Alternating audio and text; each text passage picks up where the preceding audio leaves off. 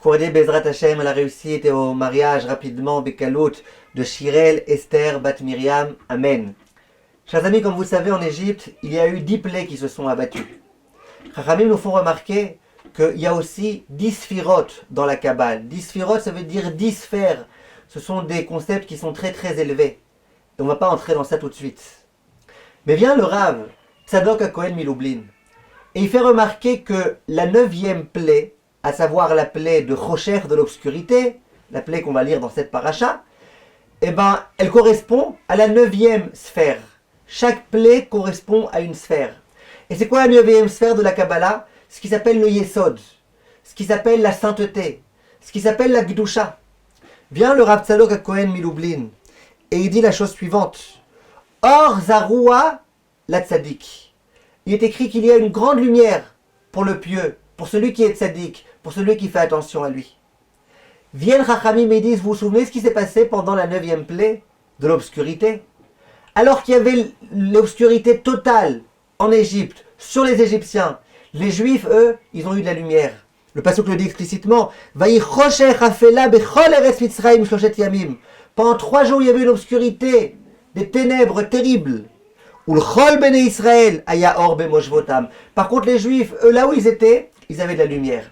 Vient le Rav Tzadok HaKohen de Lublin et il dit, il est écrit Or Zaroua la Tzadik. Celui qui est Tzadik, il a le droit à la lumière. Et il dit la chose suivante. Il dit Misheu Noeg Bemidat Akdusha. Celui qui se comporte avec sainteté, avec la 9e sphère de la Kabbale, ça veut dire la sainteté. Nikret Tzadik Esod Olam. Lui, il s'appelle Tzadik Esod Olam. Ah, et le Tzadik, il a le droit à la lumière. Or Bechol Inyadav.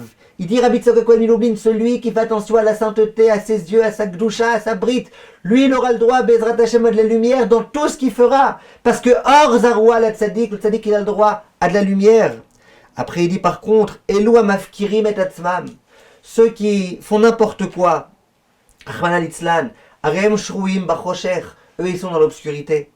Et après, il dit c'est la raison pour laquelle en Égypte, l'Égypte qui était l'endroit le plus dépravé de l'époque, le plus dépravé, Ervat Haaretz quand on parle de l'Égypte, l'endroit de la nudité, et bien cet endroit-là, il y avait de l'obscurité. Dans ce même endroit, les Juifs qui eux procèdent de la Gdusha, eux ils avaient le droit à la lumière.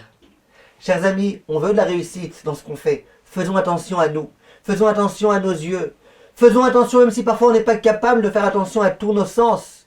Au moins faisons attention à rester lucides, à rester avec des aspirations de juifs. Et à savoir combien c'est important de faire attention à notre sainteté.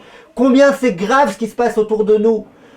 Les endroits dans lesquels on a envie, par principe, d'abandonner la sainteté. Par principe, de complètement enlever toutes les barrières, de complètement retirer toutes les barrières. Hachem yeh be'ezrenu, qu'Hachem soit avec nous. Amen ve amen.